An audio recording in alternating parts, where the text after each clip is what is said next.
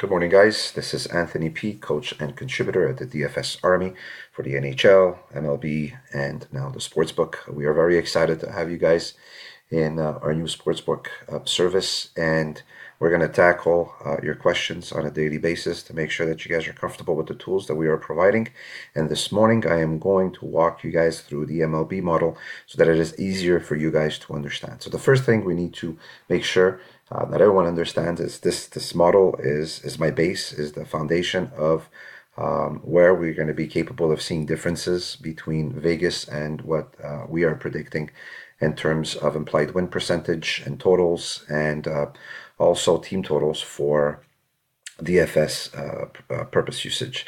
So if we take a quick look at the model, this is what the first update is giving us this morning. So we'll go section by section so it's easier for you guys to understand what are we looking at, what are you could extract in terms of information from here, and how can this be used for your sports picks and also DFS. The first section is the money line analysis, and the model is going to give us an implied win percentage for a team on a specific day. Next, we've got the Vegas money line and their implied win percentage, which is translated into a money line. So if we're looking at the Yankees today, it's very easy read. The model has them to win at 62%, which translates into a money line of minus 163, and Vegas has them to win at 64%, which translates into a money line of minus 75. There is not much. We both, the model agrees with Vegas, and we move on.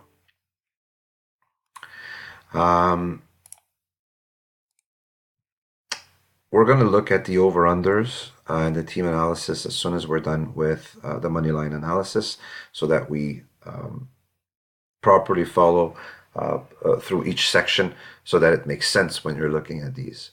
Let's take the Cincinnati Reds.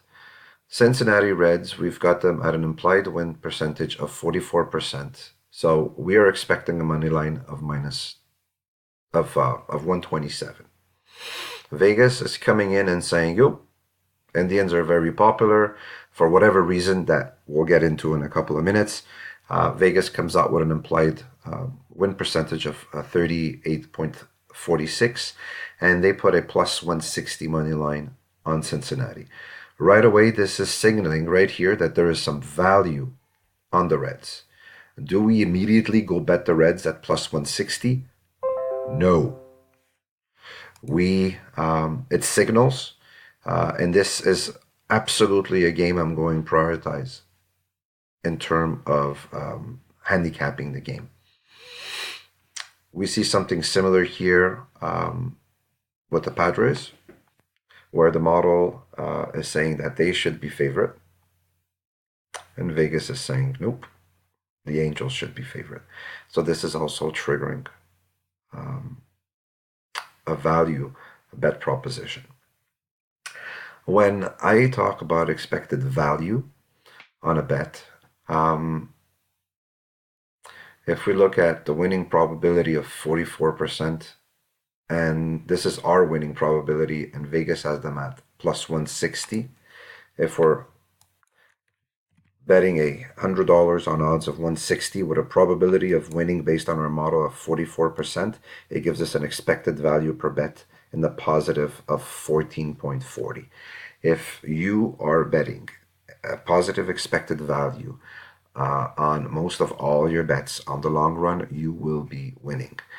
Now, this probability comes from our model, and that's the way we calculate the expected value per bet.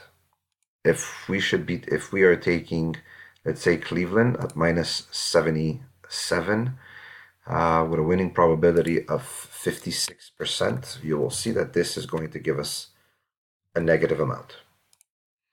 So betting Cleveland at minus 177 with a winning probability of 56%, on the long run, you will be losing money. So your expected value for these types of bets are going to be in the negative. You will be losing money on the long run.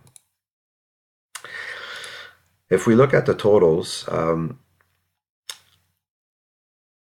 are easier to bet on the spot when we see a big difference, uh, because one player out of a lineup is potentially going to affect the total of approximately 10 to 15, 18%.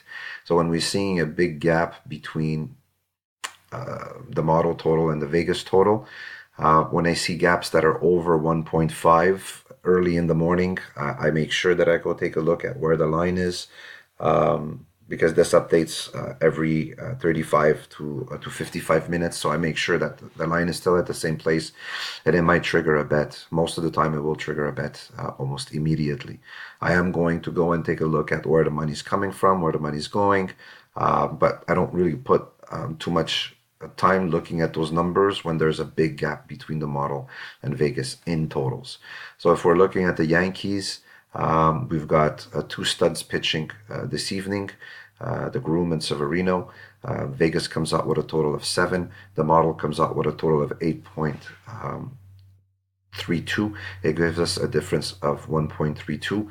Do I agree with this? I don't. And these are the type of games where I'm going to dig in. Why is the model giving us such a big gap? It's I gotta just dig into it. The model consists of submodels. The model consists of submodels, home and away, last 5, last 10, last 15. So I gotta dig and look at what's going on with this gap. And from experience, I don't think I need to go too deep. Severino has been having a hard time in his last 3 to 4 outings, and it is very possible that a specific submodel of the model is just triggering a play on the over. So it needs to be studied, it needs to be handicapped, it needs to be worked on. When we're looking at Texas and Arizona, there's another gap right here where we're expecting almost close to 11 as a total, and Vegas is saying 9.5. So this could be really interesting. Same thing, Dodgers in San Francisco. We're seeing a gap right here. So if you're playing DFS and you're saying, I want to prioritize on Texas and Arizona because they've got the highest total for the day. If you're thinking of going 10, 15, 20% in terms of GPPs, I'll probably go over the field in this game just because the model is expecting almost 11 runs. So I'd probably go over the field in terms of my exposure because the model is predicting close to 11 runs versus 9.5. When we're looking at team total analysis, this is strictly for DFS usage. The books have been I've been doing a really good job finding team total lines that are very difficult to find an edge. So this section right here is really built for DFS, and if there is an opportunity to bet on team totals, I will make sure that I flag this to you guys. However, this section right here, the model gives you a number of what the expected IRT should be, implied run totals for the team, based on the total and based on the implied win percentage. So if we're looking at here, we don't have huge gaps.